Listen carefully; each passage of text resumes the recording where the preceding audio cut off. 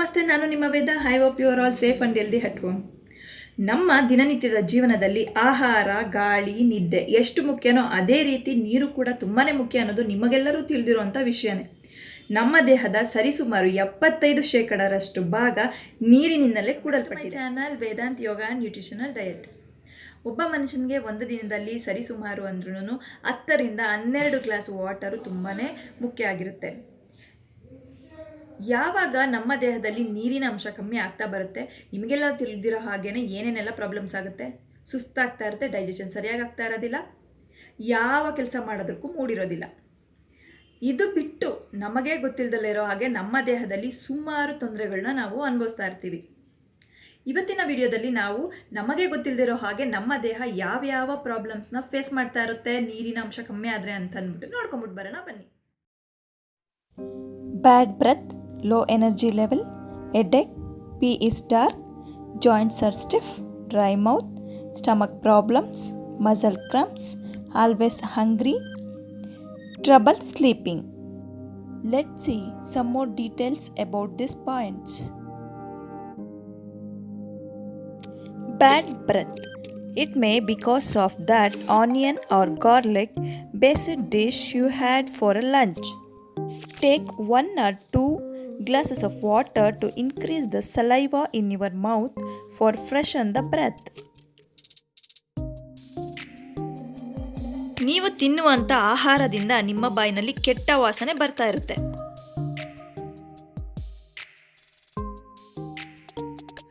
ಒಂದರಿಂದ 2 ಗ್ಲಾಸ್ ನೀರು ಕುಡಿಯೋದ್ರಿಂದ ನಿಮ್ಮ ಬಾಯಲ್ಲಿನ ಸಲೈವಾನ ಇನ್ಕ್ರೀಸ್ ಮಾಡ್ಬೋದು ಮತ್ತು ಬ್ಯಾಡ್ ಬ್ರೆತ್ನ ಡಿಕ್ರೀಸ್ ಮಾಡ್ಕೋಬೋದು. Because of that bacteria lives in the mouth tends to multiply as the mouth dries out. Drinking a few glasses of water in between the meals can help flush out food particles and maintain the right amount of saliva that you should have.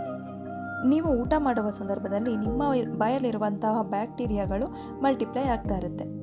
ಊಟದ ಮಧ್ಯೆ ಸ್ವಲ್ಪ ನೀರನ್ನು ಕುಡಿಯುವುದರಿಂದ ಈ ಬ್ಯಾಕ್ಟೀರಿಯಾನ ಹೊರಗೆ ನೂಕಲು ಸಹಾಯ ಆಗುತ್ತದೆ. You have low energy level. You could not incorporating more water into your daily routine. It can keep your nap time at bay. This is because being hydrated decreases your blood circulation, which can take your body wants to consume its energy.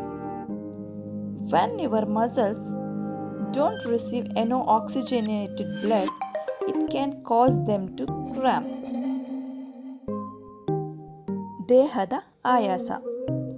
ನೀವು ನಿಮ್ಮ ದಿನನಿತ್ಯದಲ್ಲಿ ಬೇಕಾಗುವಷ್ಟು ನೀರನ್ನು ತೆಗೆದುಕೊಳ್ಳದೆ ಹೋದರೆ ನಿಮ್ಮ ದೇಹದ ರಕ್ತ ಸಂಚಲನೆ ಕುಂಠಿತಗೊಳ್ಳುತ್ತದೆ. ನಿಮ್ಮ ದೇಹದ ಮಾಂಸಖಂಡಗಳು ಆಮ್ಲಜನಕ ತುಂಬಿರುವಂತಹ ರಕ್ತವನ್ನು ಸ್ವೀಕರಿಸದೆ ಹೋದರೆ ನಿಮಗೆ ಸುಸ್ತು ಕಾಣಿಸಿಕೊಳ್ಳುತ್ತದೆ. Headache. When you are not drinking sufficient water in a day, blood volume drops. When you are dehydrated, this can reduce the brain oxygen because blood is not reaching the brain at the rate it should, leads to the vessels getting dilated and causing pain. ನೀವು ನಿಮ್ಮ ದೇಹಕ್ಕೆ ಬೇಕಾಗುವಷ್ಟು ನೀರನ್ನು ತೆಗೆದುಕೊಳ್ಳದೆ ಹೋದರೆ ನಿಮ್ಮ ರಕ್ತ ಸಂಚಾರದಲ್ಲಿ ಏರಿಳಿತ ಉಂಟಾಗುತ್ತದೆ.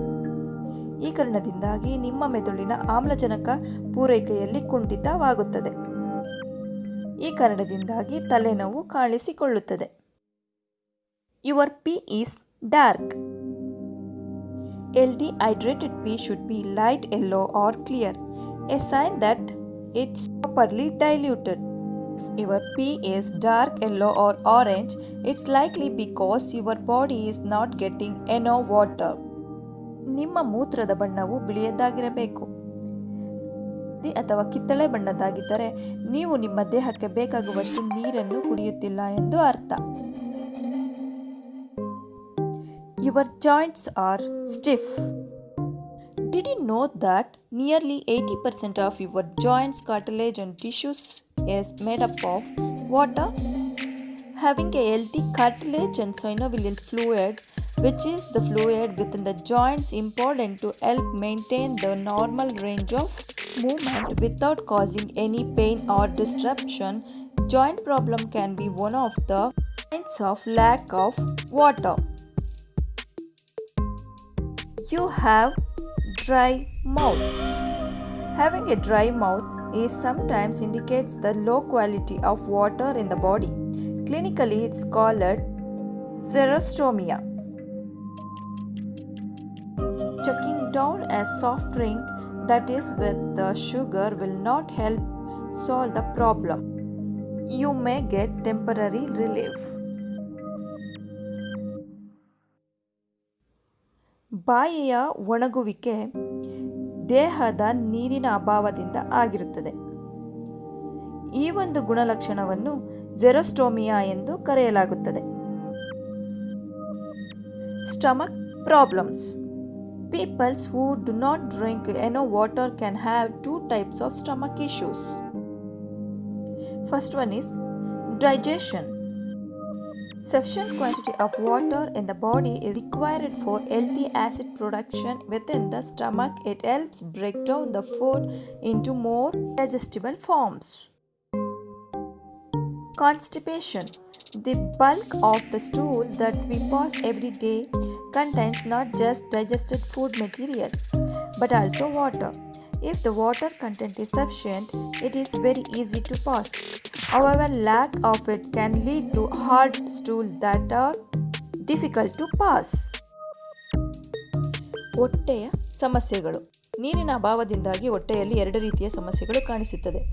ಮೊದಲನೇದು ಜೀರ್ಣಕ್ರಿಯೆಯ ಸಮಸ್ಯೆ. ಹೊಟ್ಟೆಯಲ್ಲಿರುವ ಜಠರಾಗ್ನಿಯು ಪ್ರಚೋದನೆಯಲ್ಲಿ ಇರಬೇಕಾದರೆ ನೀರು ಪ್ರಮುಖವಾದ ಪಾತ್ರವನ್ನು ವಹಿಸುತ್ತದೆ.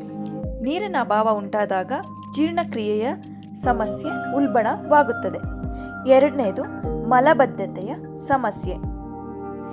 ನೀರಿನ ಅಭಾವ ಉಂಟಾದಾಗ ಮಲಬದ್ಧತೆಯ ಸಮಸ್ಯೆ ಉಲ್ಬಣವಾಗುತ್ತದೆ. Muscle cramps.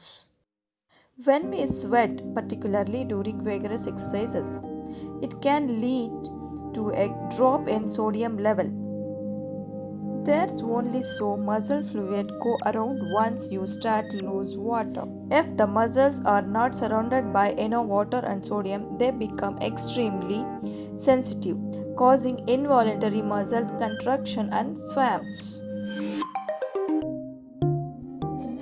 ಮಾಂಸಖಂಡಗಳ ಬಿಗಿತ ಅಥವಾ ಹಿಡಿತ.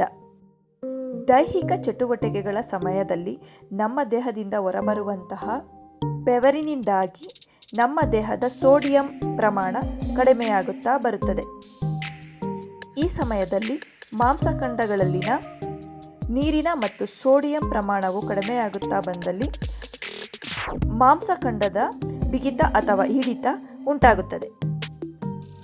Always hunger. Sometimes you can feel like you are hungry when all you need to do is drink water. It could be thirst causing that rumbling inside your stomach, not actual hunger, because hydration slows down metabolism. It could have adverse effect in the body ability to burn fat. ಸದಾಕಾಲ ಹಸಿವಾಗೋದು. ಕೆಲವೊಂದು ಸಂದರ್ಭದಲ್ಲಿ ಹಸಿವಾದಾಗ ಊಟದ ಬದಲು ನೀರನ್ನು ಕುಡಿಯುವ ಅಭ್ಯಾಸ ಕೆಲವೊಬ್ಬರು ಮಾಡಿಕೊಂಡಿರ್ತಾರೆ. ಈ ರೀತಿ ಊಟದ ಬದಲು ನೀರನ್ನು ಕುಡಿಯುವುದರಿಂದ ಬಾಡಿಯಲ್ಲಿನ ಮೆಟಾಬಾಲಿಕ್ ರೇಟು ಕಡಿಮೆ ಆಗುತ್ತದೆ. ಈ ಒಂದು ಕಾರಣದಿಂದ ದೇಹದಲ್ಲಿನ ಬೊಜ್ಜನ್ನು ಕರಗಿಸೋದು ತುಂಬಾ ಕಷ್ಟ ಆಗುತ್ತೆ. Trouble sleeping. Not having enough water in your body can disrupt sleep. Dehydration can lead to snoring and muscle spasms. In your sleep, two things that can hold you awake in the middle of the night. However, drinking water right before bed can wake you up by forcing you to go to the bathroom. Running your sleep cycle. Drink your body weight's recommended amount of water before 8 p.m. ನಿದ್ರಾಹೀನತೆ. ಹೆಚ್ಚು ನೀರಿನ ಸೇವನೆಯಿಂದಾಗಿ ಮೂತ್ರಪಿಂಡಗಳಲ್ಲಿ ಸಂಗ್ರಹವಾದ ನೀರಿನ ಒತ್ತಡದಿಂದ ಮೂತ್ರ ವಿಸರ್ಜನೆಯ ಅನುಭವವಾಗುತ್ತದೆ. ಇದರಿಂದ ನಿಮ್ಮ ನಿದ್ರೆಗೆ ಭಂಗವಾಗಬಹುದು. ನಿಮ್ಮ ದೇಹದ ತೂಕಕ್ಕೆ ಅನುಗುಣವಾಗಿ ರಾತ್ರಿ ಮಲಗುವ ಮುನ್ನ 8 ಗಂಟೆಯ ಮುಂಚೆ ನೀರನ್ನು ಕುಡಿಯುವುದು ಉತ್ತಮ. ಈ ವಿಡಿಯೋ ನಿಮಗೆ ಇಷ್ಟ ಆಗಿದೆ ಅಂತ ನಾನು ಅಂದ್ಕೊಂಡಿದ್ದೀನಿ. ಇಷ್ಟ ಆಗಿದರೆ ಸಬ್ಸ್ಕ್ರೈಬ್ ಮಾಡಿ, ಲೈಕ್ ಮಾಡಿ, ಶೇರ್ ಮಾಡಿ, ಕಾಮೆಂಟ್ ಮಾಡಿ. ಇನ್ನು ಮುಂದೆ ಯಾವ ಥರ ಹೆಲ್ತ್ ಟಿಪ್ಸ್ ಬೇಕು ಅನ್ನೋದನ್ನು ನನಗೆ ತಿಳಿಸ್ಕೊಡಿ.